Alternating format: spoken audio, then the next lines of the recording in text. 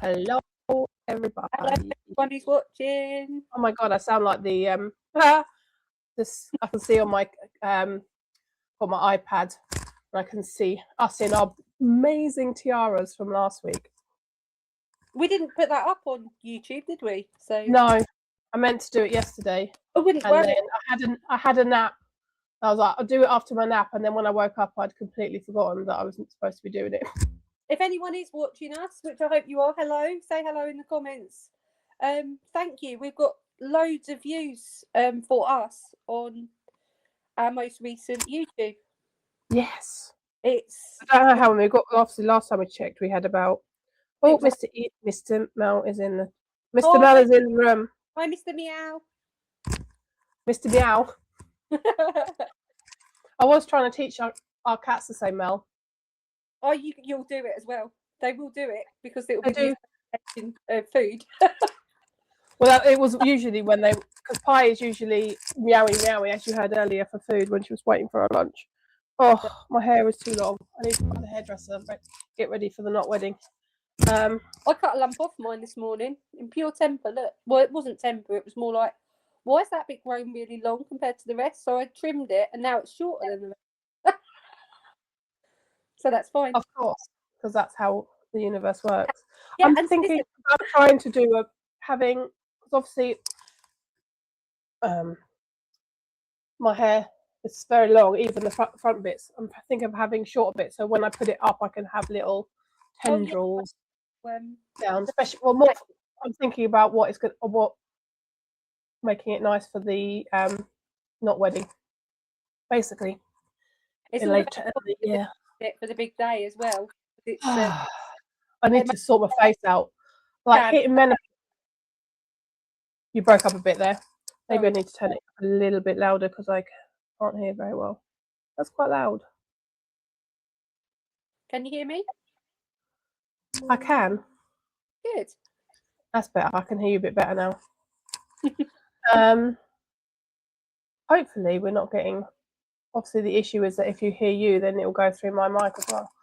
Probably should put headphones on. I'll find headphones for next week. Yeah, I've got Bluetooth ones I can wear as well. So we're not professionals at this. We're still learning. Please bear with us while we learn. I can't make my mind up if we're amateur professionals or professional amateurs. But I think we're amateurs. I do too. I don't think we've got any sort of professional in there at all yet. We're professional chatterboxes.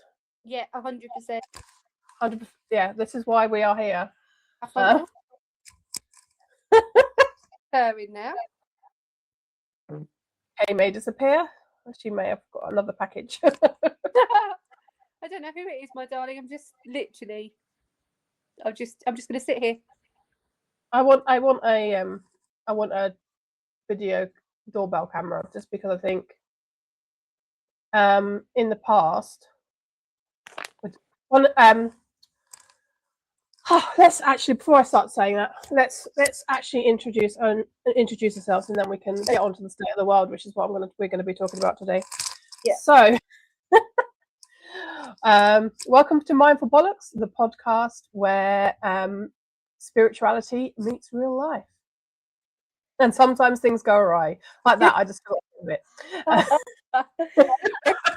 Oh, there's more here. That's why Kay hasn't started talking yet, because I haven't finished what I'm supposed to be saying. You're fine, don't worry. Let's be honest, it's not all incense and perfect lotus poses. We're here to keep it real, be a bit messy, which we definitely are. Definitely. A bit scary, but we are always mindful, or try to be. Absolutely. We're striving to be mindful. So I'm Melanie, sometimes known as Magic Mel, sometimes known as cunt, probably. Oh no, the swear words are right at the beginning. Let's get them all in. We are a sweary channel, so welcome. As you can see by our names, Melanie and Kay. Yeah.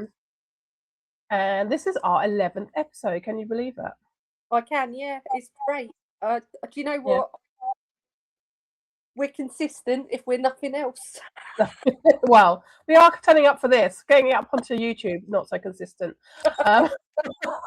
Doesn't matter. That's my job. That's why. Yeah. I was gonna. Anyway, I'm Kay, and We are slightly chaotic guides. That's how chaos is. That's supposed to be Kay's line. Everything's gone wrong. The Ring doorbell's going, and Cameras and microphones not working. arrows in my tree, so I'm happy. What's in your tree? Sparrows, little sparrows. Oh, And I've got we have lots. in the box. We have a purely white pigeon that comes to our house. And yesterday he was looking. I was looking outside and saying, "Oh, there's some loads of pigeons. Oh, the purely white pigeon isn't here today." And literally, as I said it, they flew in. I was like, "There we go." They heard me calling him. I was like, "Where are you?" I can't. There's literally not a speck of like grey on it. And you So, turned right the way round, knowing why, and it was going. Yeah. That's what he was doing. He was doing his approach. They also stand on the. We have 2 cats, and they often look out the back window at all the birds, or sometimes out the kitchen. I'm in the kitchen at the moment, out the kitchen window at the birds.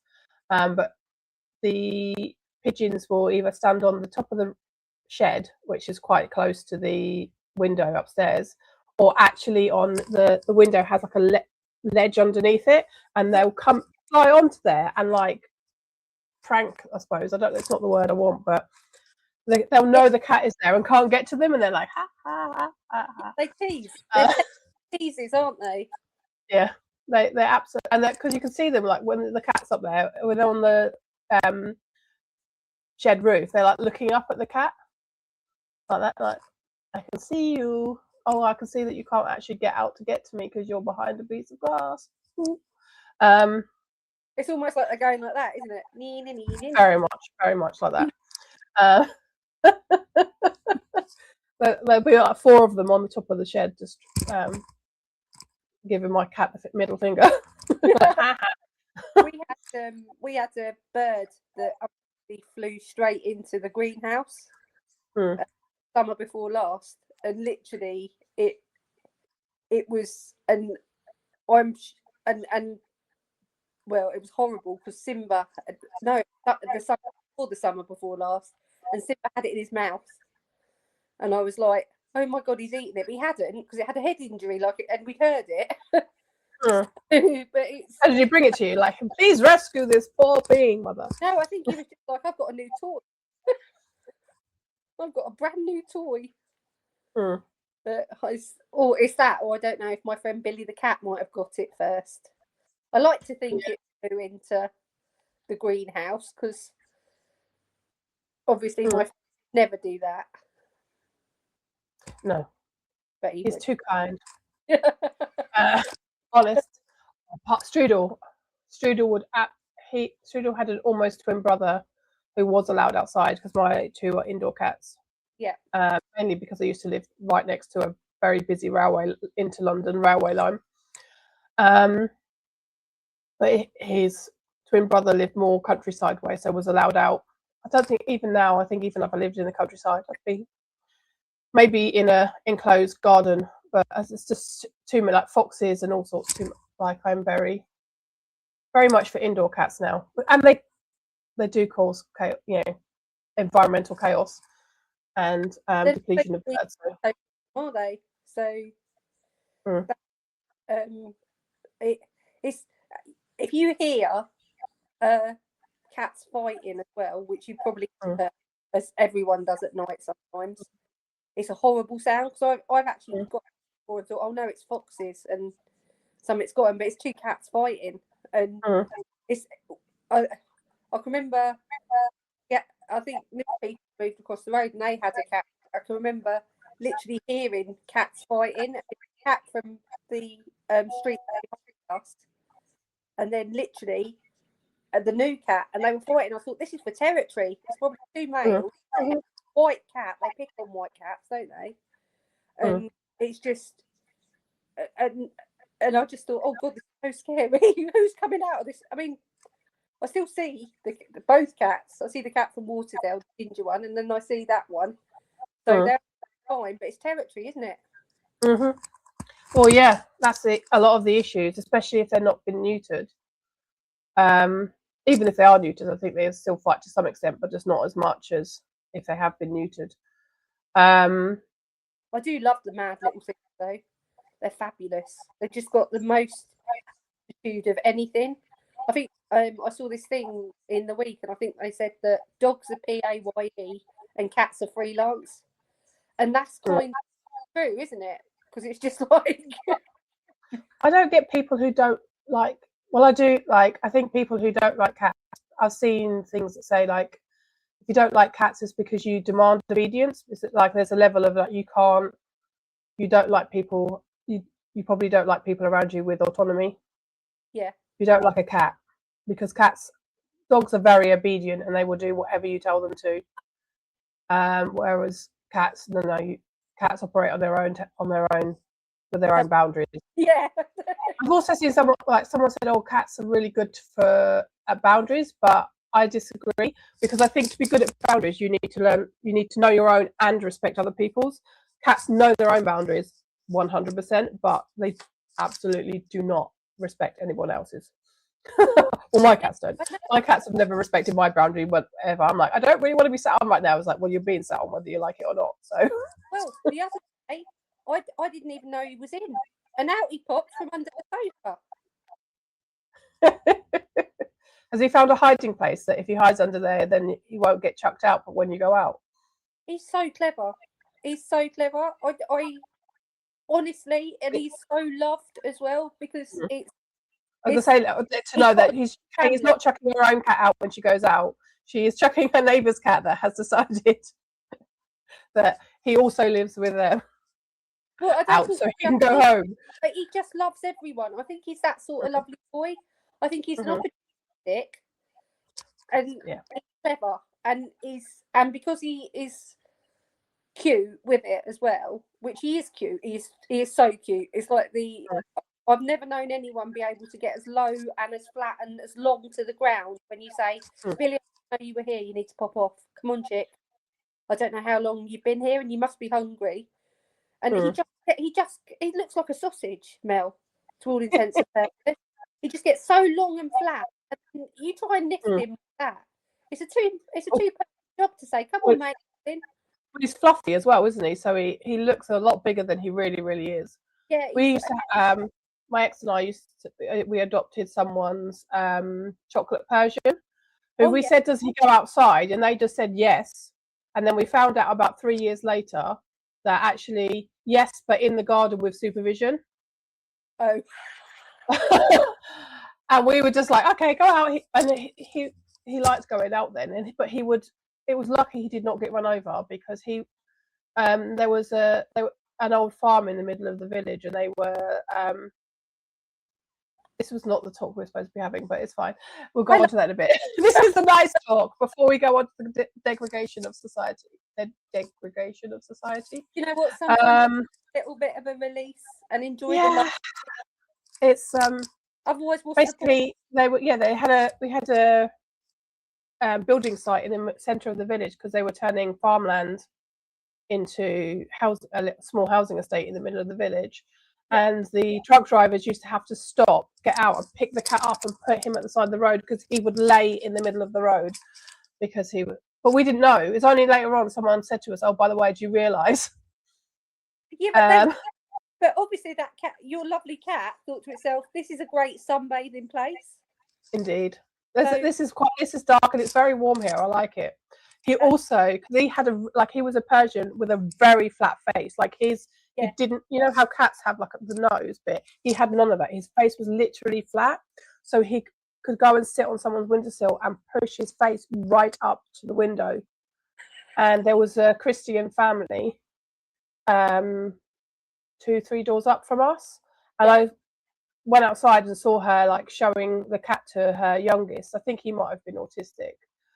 But apparently, because he'd seen the cat, they obviously talked to the children about the devil, and they saw this cat with like really, obviously in the dark, reflective eyes. and the child was scared because he thought there was a demon outside. Oh God!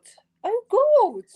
But also, my partner and I and my ex, when I was splitting up and I was at the house sort of sorting stuff out, I talked to one of the neighbours over the road, and she said, "Oh, your cat scared my husband," and I thought he'd run out in the road or something and scared him because he thought he was going to run him over.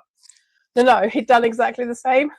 He'd been sitting on the windowsill outside with his face up against it and the eyes and like. That's brilliant. Adult.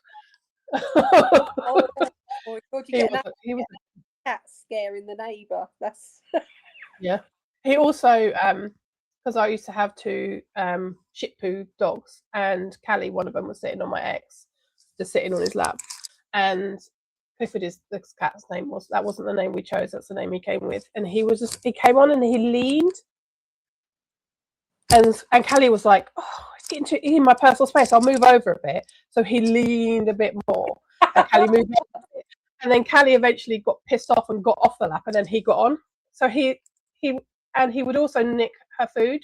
Her food would be near her. She had a bed in the kitchen. Her food bowl would be near it, and her face would be like near it. And the cat would sneak in like 2 steps and look at her, and she'd growl like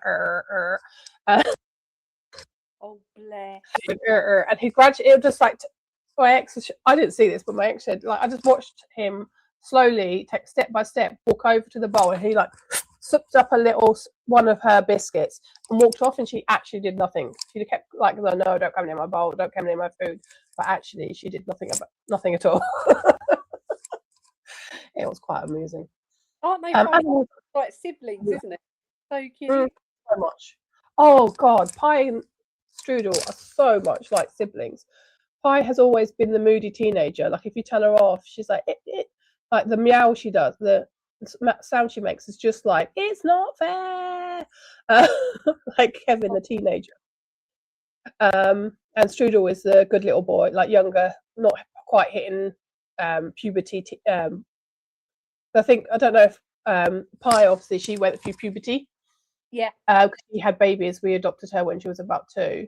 But I got Strudel from a friend who had been irresponsible with her cats and not got them done, so that she had 2 female cats and both of them got pregnant at the same time. So everybody, as soon as the kitten's born, everybody wanted one, and I was like, "Oh no, you're not going to get one because everybody wants one." And then nobody took one. Everyone who said they wanted one didn't take one. In fact, I was the only one that, and I was supposed to be on the waiting list. And I got Strudel, and he was, as soon as he was like 4.5 months old, he was straight down the vet, even though he was always going to be an indoor cat, because you never know though. It affects their temperament. Yeah, it can affect their temperament, and I just wanted them to get on with as much as possible. He's still I don't know if they got rid of everything, because sometimes, obviously, because he can be a little bit of a bully to Pie at times, but that just might be. I wonder whether boys are actually more docile cats than boy cats are more docile cats. I think I found a stray kitten once, but I can't work out if it was a stray because it was in the same place, or if it was just, when they first are allowed out the house. Some people, after they've had their injections and that, and they will let them out. They're curious, but I know, but this cat was tiny, and it was in the bit down by where the Vets is in Hotcliffe Road. No, the other one, not Hotcliffe Road, Hotcliffe Street. Hotcliffe Street. No, I don't know which vet. I only know the one in near town. And I couldn't catch it either, and then it was gone, and there was nothing on about it being hit by anything. So I gave it about 3 days, and I thought, I think it is okay. I think it just went home, or it was just finding its feet. But I got close enough to get a little nip off it, and then and I did think then you're just young, you're just really young. But I don't know. I never. If I'd have had a bigger bag, I'd have been able to sort of got it and made sure it was all right. But so quick as well, and I can't climb. It's difficult though, because I've seen some people saying, "Please stop taking in my cat, he just walks like outdoor cats. The Strudel actually does look quite skinny because he's big. Yeah. He looks quite skinny, and people are like, oh, people probably be taking him in if he was allowed out, saying, oh, someone's not feeding him right, but he gets 4 meals a day. Yeah, they do. Cats do their own thing. I genuinely know that. And they're great. I think they're I love dogs as well, because even when we first moved here, there used to be the Edlesborough milkman, and the farm dog used to follow the milk float when it used to come up to the school up by us and deliver stuff. And sometimes it'd just come up the road on its own. So one day, kids brought it in, and I phoned him, and he came back and he said, "Oh, if you see it just wandering, don't worry, it just comes back." So I had this, to all intents and purposes, an outdoor dog in our front room for an hour and a bit, waiting for the farmer to come and get it. And when he came and got it, it was like, oh no, it would have just come back. You didn't need to worry. It was a lovely dog, but I don't think it had any clue why it was inside. Yeah, I suppose Edinburgh is quite rural, isn't it? But you're not supposed to let your dogs run around. I think isn't it illegal? I suppose if it's a farm dog and he's just managed to get out, but it's just Well, it's something that was so unfamiliar. You don't know what to do because you don't see dogs alone. No. And I've had a few walking around on the estate here, but they are actually out. There was one dog that was a bit of an escape artist that kept getting out. But he was also, I can't remember, he was a bit aggressive as well, so you couldn't really get anywhere near him. No, they're funny, aren't they? You just got to be mindful that everyone's different.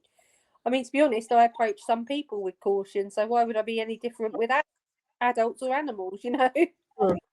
Adults? Yeah. Adults, that was ridiculous. I think definitely people are just see a dog and they're like, I'm going to stroke it. And they're like, well, actually, no, you should really ask because you don't know that's how it's going to react, really. I always try and ask.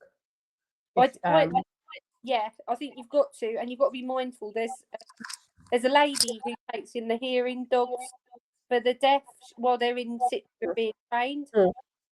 And I'm the first couple of times, because they're puppies, they just want to socialise with you, but they can't. They have to be.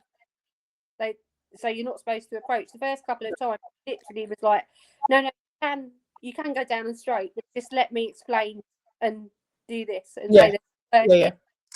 Well, they're trying to socialise them, aren't they? Yeah, they have got, but it's got to be on the terms of the handler, because there's different cues, and the difference they make to people's lives is amazing. I actually had an ad come up on my Facebook yesterday for hearing dogs for the deaf, taking in puppies. Well, you should do that. No, with the cats. Probably not. I sent it to a friend, and they'd said they'd thought about doing it for guide dogs, but just right now they can't do it, which is that's fair enough as well. Yeah, it's better so much we can do, and then to take something on and then not be able to do it properly, or give up on an animal. That's going to be to the detriment of the whole situation, isn't it? And delay that dog being in someone's life and changing their lives. Or possibly mainly that dog that they put a load of money and effort into it, and then something happens, and then they can't use it because something you did. I suppose you probably have to be fully trained by them to be how to properly socialise and train them and stuff like that before they get them on. It's what was I going to say? I keep hearing something over there. I don't know what it is. That's weird. I don't think we've actually looked back on any of our recordings properly recently. I don't really like fully watching them back, so I just sort of skim through looking for bits for the thumbnails and stuff more than actually listening to them. But we haven't had any more ghostly I bet we have. I bet if we put friends. I bet if we listen back, especially in the studio. One of the ghost stories I've done, you definitely could hear someone breathing next to me. But that was quite. I suppose if you can only hear it when you listen back, it's not too bad. Like if you can't actually hear it, then there in your ear, go like, no. but then I literally have to put it in a box if it's a squirrel. It's a squirrel. Or, okay, your lungs aren't working right today, so it's probably left lungs, probably more overcompensating for right one. So maybe it's out. Yeah. Well, we both have breathing challenges. Yeah. So It is mine are not too bad right now. Mine have got better, weirdly. I don't know if that's something that's come with menopause, but my asthma has got better. I don't have to take as much preventative medicine anymore. And if I forget to take it, before, if I forgot to take it, then I'd be straight on my blue one or needing to take it. But now, if I forget to, because obviously ADHD, luckily I've got one where I only take once a day now, which is better. But if I forget to take it, I'm not needing my blue inhaler as anywhere near as much at all, even really. So I could probably even go down a lower level of again. It's just, you know what will happen though, if you go down a lower level, you need it again. You'll get you'll get a cold or a chest infection or life or something. Yeah, I wouldn't go down this time of year really, because this is my more triggering time of year. Although it's a lot warmer. The last couple of winters have been a lot warmer. It's not been as bad. It's usually when it's really cold outside and warm inside, and then it triggers it somehow. Although, because I have a townhouse now, the kitchen is a lot cooler, so it's not such a temperature difference. Like going into my flat, I'd always have the heat, turn I had a little thermostat thing that could tell how far you are, so it turned itself on when you were getting close to warm it up. So it was always warmer. And in Mr. Mel, even flat was a first floor flat, so that's obviously usually warmer.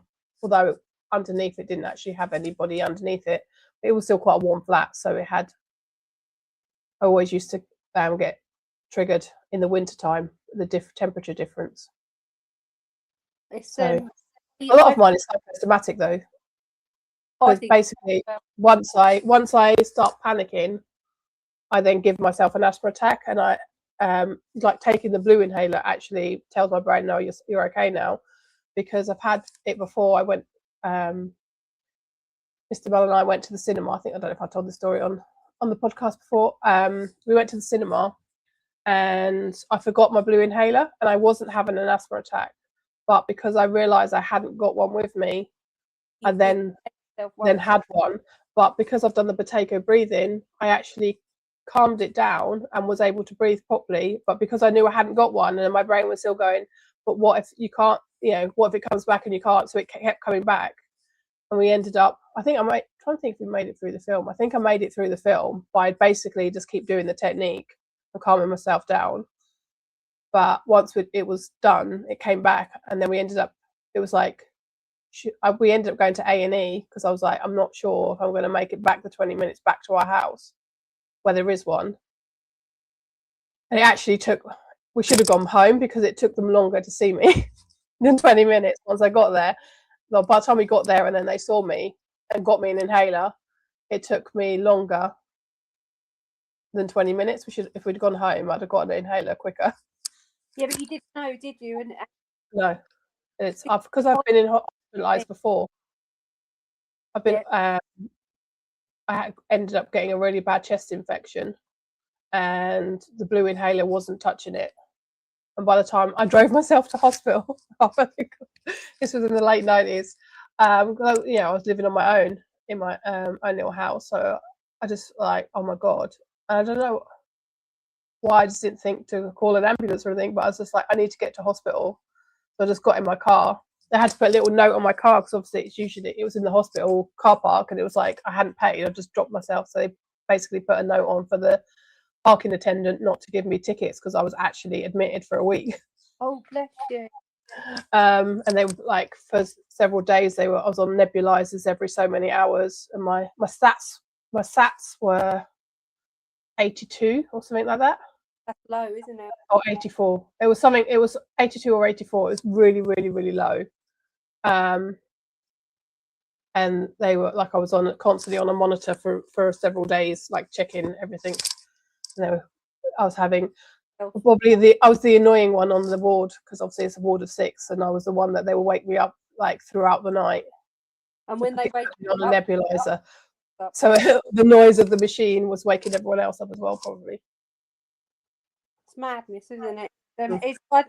You are right, though. Anxiety is definitely a big trigger of asthma with me as well. Mm. It is, and then you can end up, well, I'm not going to go into it, but you end up then for self-preservation not doing stuff. Yeah, it's a horrible. That's crap anyway. It really is. It's more life than people. I know people who have died. Someone who was there when I was 36, they were 36 and they died of from an asthma attack. Bloody hell. So it is quite more dangerous. I ended up, when I was almost homeless, I was actually, it wasn't when I was couch surfing homeless. I was just trying to, I was working, but I didn't really have a house to live in. I was living on people's couches. But then I managed to get basically, it was basically an old motel near Stevenage. I didn't turn my notifications off. Let's see if I can turn them off here. How do I do that? Snooze. There you go. My do not disturb is on. I'm sorry, everybody, for my thingy pinging. Yeah, I lived, basically, it was an old pub that had been turned into a Chinese restaurant that also had basically motel rooms out the back. So it was like a little ensuite double room, and I lived in there. But I didn't really have an address, and my GP had in Bedford had kicked me out of their books because obviously they'd sent me letters that had, at my old address, that had been sent back. And so they kicked me off the books. So I then couldn't get another place because I didn't have really have a registered address. Oh, blimey! And I have medications that I need that are, as well as my asthma stuff that I need to survive. And it was just like, okay, and they were like, oh, sorry, we can't put you on. That's quite scary. I'm like, but I have medications that I need your help. They're like, well, do you not have? And the issue was because there was a letterbox, so I could have sort of changed my address to that place, but I ended up managing to get the details off of the landlord to get into the main part of the building because that's where the post was delivered. But yeah, I managed to sort it out, but it was quite stressful, which obviously we're just saying that stress triggers the asthma attack. So it's like, this is not great. That place sounds amazing. So it was a pub and a Chinese takeaway. No, it used to be a pub. Then they got taken over and made into a Chinese restaurant. That's like the ultimate combination. Like if you've gone out for a few pints, they still had the bar there. Yeah. So it was still basically was a pub and a Chinese restaurant. There's one just outside, I think it's called In Great Barford, that's basically a Chinese and a pub. Nice. Yeah, it's nice food as well. If you can have a delicious, sorry, I'm hungry. Can you tell? Yeah, I'm always ready for Chinese food, sweet and sour, king prawns, Hong Kong style, satay sauce, chicken with curry sauce, not sweet and sour. Yum. Every time. So I tried to make. I had made some from a Christmas dinner, some sweet and sour sauce to go with some prawns, and I made my own egg fried rice. Yeah, we do our own rice. Well, it's not, because you just have to like scramble, sort of, I suppose, like omelette off and then chop it up, an egg, and then just fry rice with a bit of soy sauce and some peas. Although actual Chinese people would not put peas in. I was watching someone making some sort of egg fried rice, and like, you don't put peas in egg fried rice. Yeah, obviously, a lot of the stuff is actually. I was actually watching something about Indian takeaways and how they've evolved in the country, and how like basically none of the food that you get in an Indian takeaway you would get in India. That's or right. Bangladesh or anything, because even if they have the same name, they're not the same thing because they've been made for the English palate, which is obviously a lot yeah, be a lot blander. But that's why a lot of even obviously the Chinese takeaway is not traditional Chinese food. No. But a lot of the people who did go into Chinese takeaways, they were at chip shops, so they had the equipment in there. So it materialised into stuff, into borrowings of the chip shop area. Well, even chip shops are fish and chips isn't really English. We can consider that as English food, but it's not. No, it's not at all. It didn't originate here. It was brought over by Jewish people. So, Mr. Mel was having a row with somebody about somebody saying we're losing the English culture, but I don't really think we have a culture. No, I don't. We're borrowing. It was extinguished earlier, many years earlier. I think that's why we steal other people's, to be fair, because we don't really fully have one of our own. So we're like, oh yeah, that's what, the English dish, the dish of Britain is something like chicken tikka masala or something, isn't it? Yeah, it is. Yeah, that's the most popular dish, isn't it? The most ordered. But it's. I'll tell you what, we've got some solid content this week, Mel. It's all over the place. What is going on? It's because we were trying to do the policing one again that we did before, where the computer completely crapped out. It's doing it again. I hate to say it, but I blame the police for breaking my computer. We literally. I don't know. Is it the universe trying to tell us not to do it, or is it just our own psyches that are conscious of the ramifications that if it got popular and got out there, and that we would then be victimized by the police for speaking what we feel is going, like, I suppose we're moving on to it. We're going to have a very general discussion about policing and things. You've got I won't excuse us a minute. I don't know what it was. Something was knocking. Someone was knocking? Yes, it's the back door, but there's no one there. I just noticed your really cool cardigan. Oh, do you like it? I do, yeah. That was I got that. It's a Primani one. I didn't get it. Yeah. I spent a whole British pound on that, on the pound rail at the Sue Ryder charity shop. Oh, really? Yep. Excellent. I love a charity shop bargain. Yeah, I can't not. Reduce, reuse, recycle, upcycle, and all the various things that you can do to make a smaller footprint on the world and all that sort of stuff. Well, you know my thoughts on it. I think you can get better quality stuff, and I think if it's not going to landfill, all well and good. I used to go nuts in charity shops when I was with my ex. Like every Saturday we'd go to there was a load of charity shops in Bedford on Castle Road. We'd always it's a really lovely, it's like a high street with that, not on the main high street, so we'd go there often.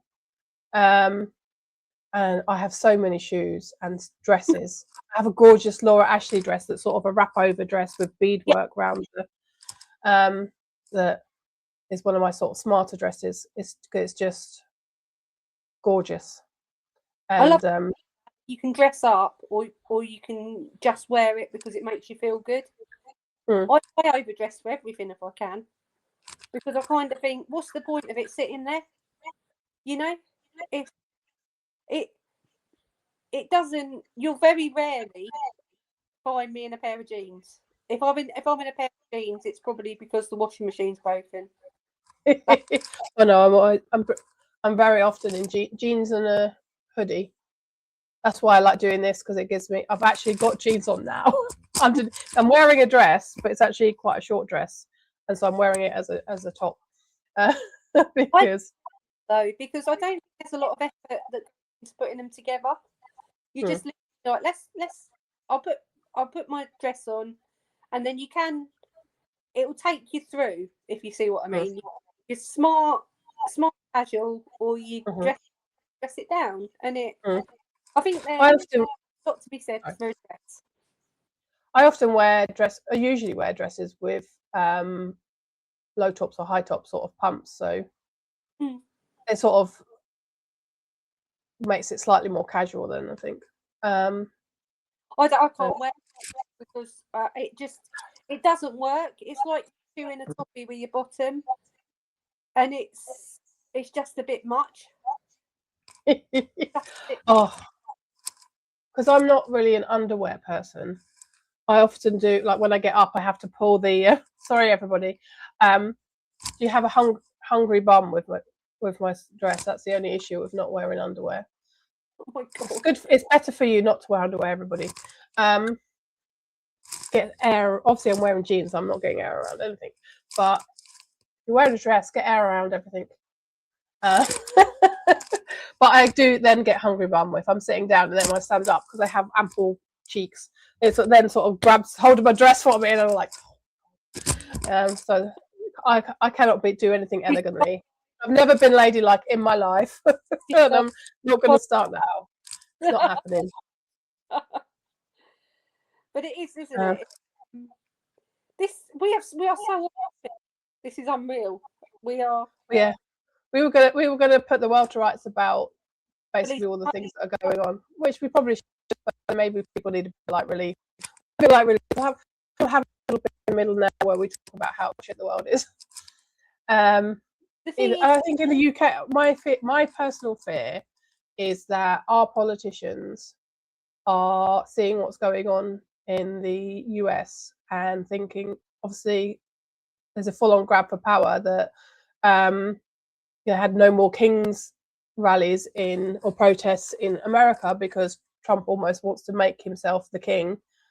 And I see, almost like a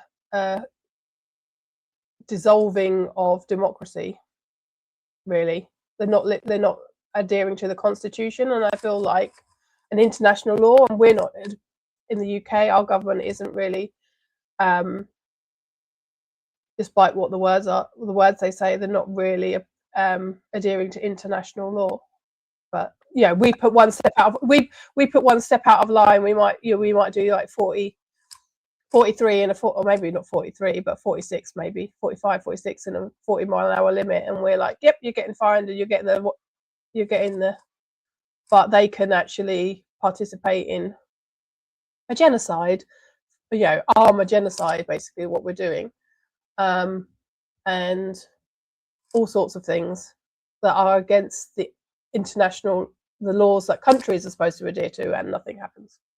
Do you know what it's got me in it is that with all this, I think that people are actually fundamentally kind usually, and there is a level of kindness in every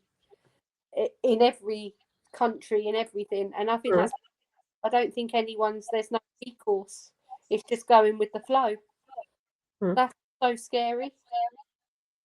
I think people have forgotten because it's individual.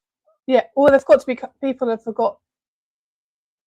That's actually something that when I had, let's say, a discussion at the end of last year, I said I try and lead with humanity, with everything. And for me, it's like, and another conversation I had where it's like, I don't just advocate for marginalized groups that I'm a member of. Yeah. Because I am LGBT, QIA plus. I think if you see injustice, you call it out. And I say you might need help. Yeah. As well. That's what it's. Yeah, I think because ultimately, yes, I am in a. I could pass as straight as heterosexual. We're trying to stop using because straight is almost like saying normal. So try to stop saying that heterosexual people are straight. Just call them heterosexual. And I'm in a relationship with a cisgender white man. So nobody really knows that I am actually bisexual. Unless I tell them right now, unless I announce it to the world on a podcast, that maybe 100 people will see. Hello. So But there's still a stress, like even like if you're seeing people, gay people, trans people, whatever, being attacked, there's still a level of stress that induces in me, like, because I feel like even though I can hide, I still know that I'm not fully accepted as who I am by society, by all of society, because there are obviously a lot of people do accept people for who they are, but there's still a lot of people out there that even my witch, we're both witchy sort of people, and we're not accepted by some people. The thing that just really annoys me when if someone says, I say to someone, "Oh, I'm sort of witchy," and they're like, "Oh, do you do black magic?" It's like the first thing they always say. Even people that you probably wouldn't expect to say that. It's like it's just that's how deeply like stereotypes within like the movies and stuff can affect even something as innocuous as I'm just a witchy type person. Oh no, you must be. Are you evil? That's it. It's I think it's the demonisation of it, isn't it? That's but anything can be demonised. Yeah. But if we move that then onto like trans people, that's been done to trans people, trans women particularly, because obviously society doesn't even really acknowledge that trans men exist. But if you looking back at things like Ace Ventura: Pet Detective, the villain was a trans woman, and they're conning men into thinking they're women rather than just being women, and it's that the whole, and because I think it was that one where he's basically sick when he realizes that, because he gets off with we'll do both American, makes out, and English, gets off with the villain, the trans woman, and he's then sick when he realizes, because they're just so, but you might even not necessarily realize, but that's all very much indoctrination, and it's been like that for years. Obviously we had I've forgotten her name now, the lady that was in Coronation Street. There was she was supposed to be there. Hayley, Alien voice. Yeah. She was supposed to be there as that basically joke that was going on dates, and it was supposed to be a joke that he'd end up going on a date with a man rather than a woman. It ended up being such a lovely. Actually, yeah. But they only realised that actually in that time. So what? Oops! Just nearly knocked my thing. I gesticulated too hard and knocked my phone over. But obviously, what has changed so much since then? Like, we accepted the whole of the country accepted a trans woman as a woman, and now they're basically used as a political pawn. Their lives are used as a political pawn. It's just people get angry. I think sometimes I genuinely think people just look for things to be furious with. I think they're looking for like their lives. I think our lives are harder. Obviously, our lives aren't as hard as some people's, and it's like, who is to blame? And so it's certain people are directing that anger at other people it isn't actually their fault, like immigrants, like trans women, trans people. And it used to be with the AIDS epidemic. It's like direct it to misdirection. It's just so, isn't it? It's just so hard at the minute. The world just does feel like it's so, everyone's so against something. That's what it feels.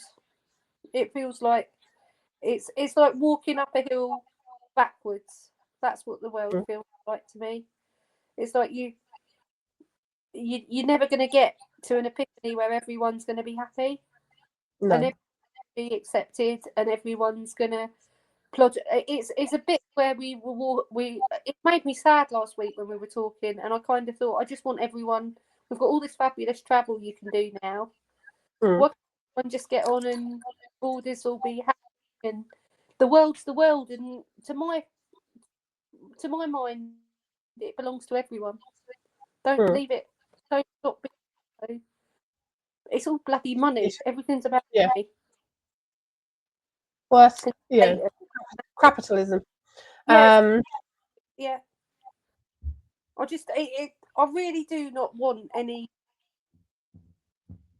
It's just I don't want it to be like it is now. I don't want to put the telly on most days and see immediately, and then I'm really good at avoiding topics, and then I'm really shit at doom scrolling.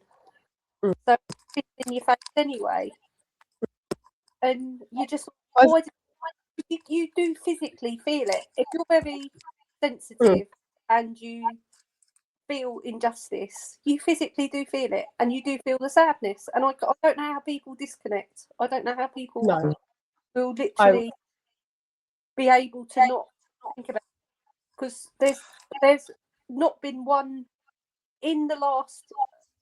It's years now. In the last years, there's not been one day where I haven't thought that's a terrible thing happening. That's a terrible world, you know.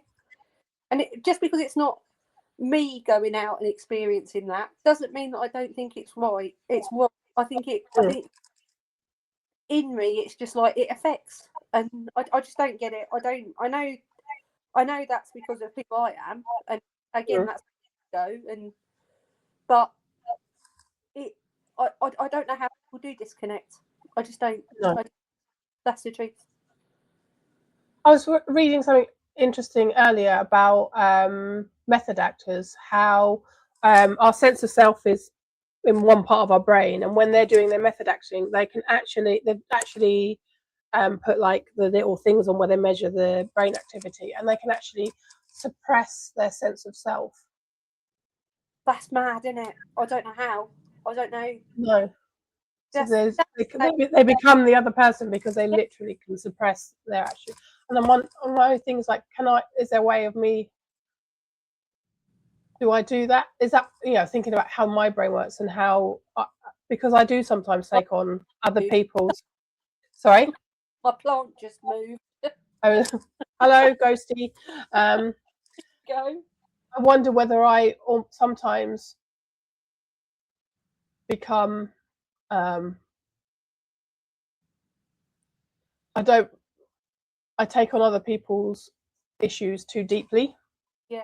And therefore become less effective in some ways. That's my other concern, is I then become less effective because I'm too busy feeling the grief to be to actually create movement and to create change. Because that's, for me, that's something like we were talking about New Year's resolutions our first week back.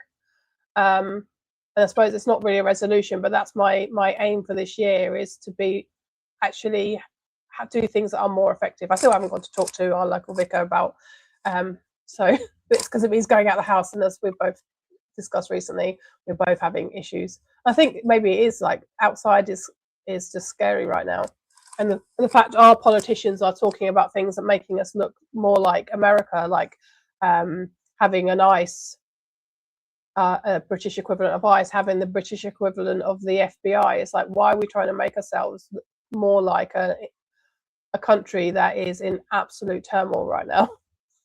It is ever present on the news, something else that you feel incredibly sad about every day now. There's something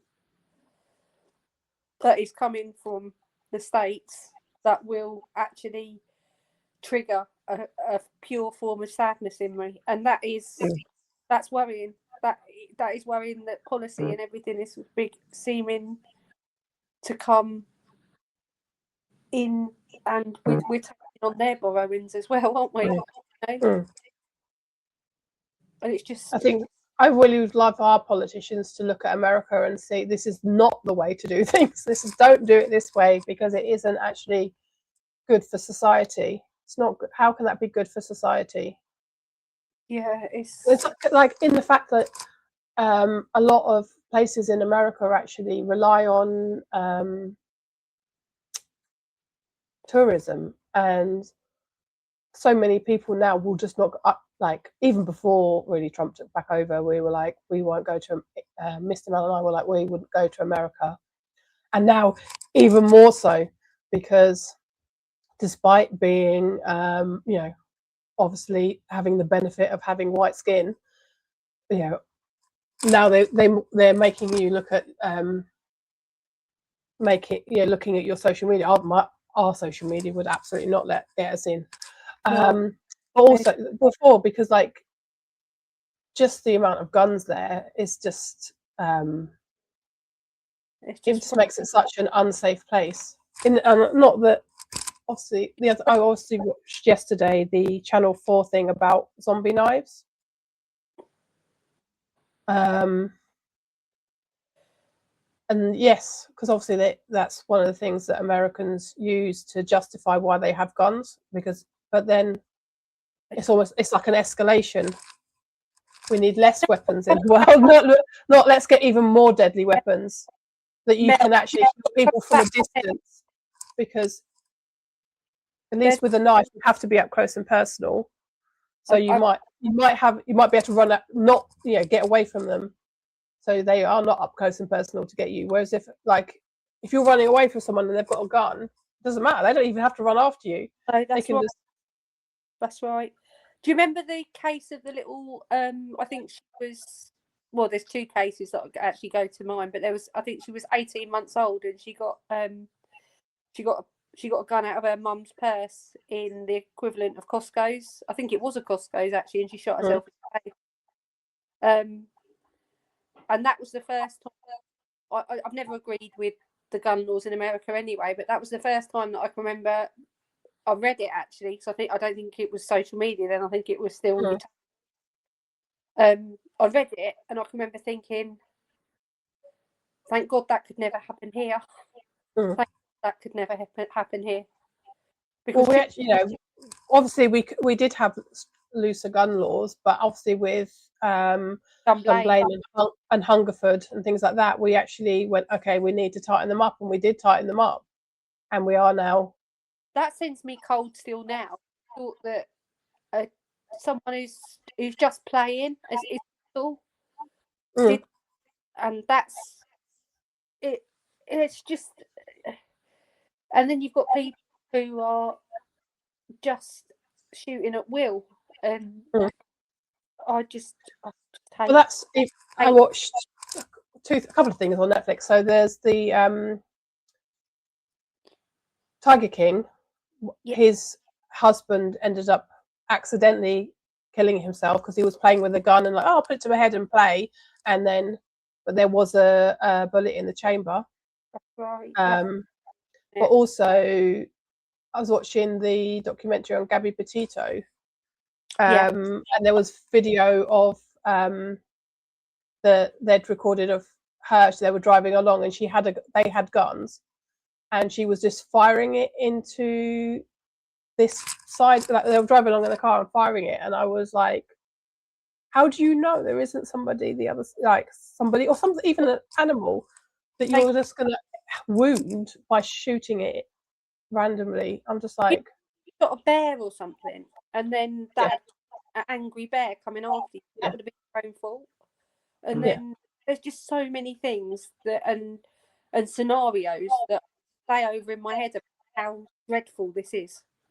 This just to allow these murderous things that can cause such harm. Even with the guns we have, because obviously there was the Tony Martin incident where some young people, don't know how old they were, but they broke into his farm, and one of them died and one of them was injured. And that's scary. That's even with the laws that we have now. I think the zombie knives thing was interesting because the company gave up, and they were compensated for 9,000 knives. They gave up 9,000. It's one company in Luton. I think they were based out of Luton. end of it last night, and when it came up on their thumbnail at the end, where it was Yeah. like saying, you know, the Yeah. I read it, Mel, and I just thought, what? Well, it's a bit like one of the things we do want to talk about is policing, and obviously in America there was a huge thing about defund the police. Oops, my thing is not charging. Yeah, I think on an A bit over. Yeah, We've done an hour now, so let's just finish this off. Do a grounding and then do. I didn't talk about the snapshot either. we can still do a snapshot. So yeah, basically, a lot of things would be different in America, in the world, if we just reallocated the money to better resources. So like mental health, instead of the police, to more mental health, more to tackle poverty, more and things like that. I just think we just really need to almost reshuffle everything. Just take a step back and just look at our priorities and look at. If you look after mental health, you're going to have less crime. Yeah, and poverty, because obviously a lot of people, you know, even if they're not stealing directly from the supermarkets, they're stealing from people's houses or whatever, or stealing stuff because, yes, and there will still be. It's not that it's going to completely eradicate crime, because some people are just dickheads and they want stuff, but yeah. I think you've got to invest in people. That's what I think. Invest in people, invest in people's welfare. And if there isn't such a disconnect and a disparity, to say it now, then I think if everything is more level and everyone's in life, then I think crime will go away. Because there are people who haven't got a choice. That's the truth.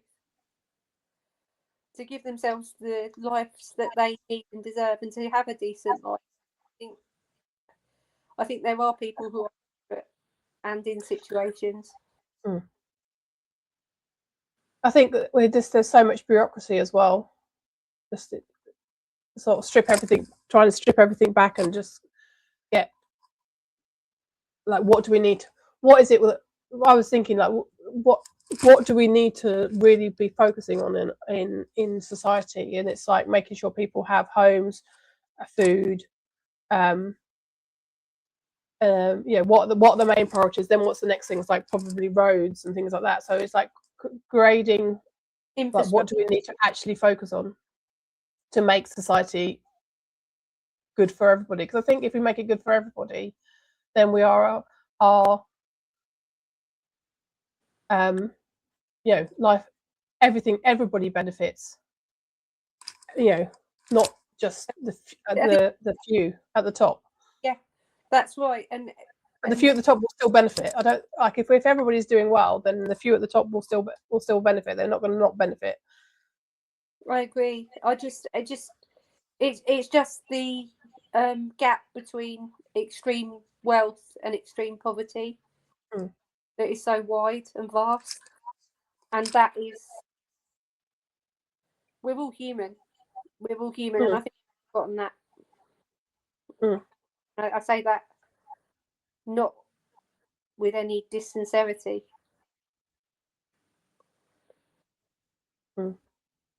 It's just wrong. It's just again, that's something else that if you actually look at where the wealth is and why so many people have so then and they just flung it about a bit more and give it. It's also looking at, like, when they talk about the global north and the global south. Obviously, we're in the global north, and one of the reasons for, like, invading Venezuela was because they were looking at not selling oil in dollars, which fucks up the value of the dollar. Right. And that's a lot of the things are. It's because it's protecting the global north. Fucking over one set of people, which happen to be in the global south, to benefit a very small. It's not even everybody in the global north. It's just a small set of people in the global north. So it's Yeah, that's a lot of why a lot of people have been, you know, what's why Islam is being made out to be this vicious religion when it's not. It's just a small, like, you could say that about Christianity, because there are a small group of Christians that are actually yeah, there's probably more Christians doing acts of terrorism than there are Muslims, but it's just it's like we're being we spoke about this with media watching before, haven't we? Mm. We need to go into that in depth. I think we're going to have to. I've got literally less than 2%, so I think we'll have to to close out, do our snapshot. So thank you everybody for joining us. We're going to do a sensory snapshot, which is something I didn't tell you about at the top of the video, but it's a moment of sensation, the highest sensation you feel in your body, which covered 4 things: location, temperature, movement, and texture. So mine is, there was a moment where I felt a cool liquid sensation behind my belly button. Mine is current now, and it's my right shoulder, and it's just cold. Cold. Cold. No texture. No, there's no. It's just hanging about. Cold. My shoulder's hanging about. It's cold. It's just hanging there with my arm attached. That's it. Just about hanging off. Yeah. Well, thank you everybody for joining us. Leave your comments in the end. If you are on YouTube watching us, please give us. Yes, if I remember to put it up. I'll go and do the other one right now. So I'll try and do this one straight away to do for next week. I might not put in the bits at the beginning and the end. I might just put it up to get them up and done. Done is better than not done. I've been trying on Canva all week for making stuff with some other stuff, and it's mostly gone really well. But I did have to use Copilot a couple of times to get, because it kept throwing out official logos.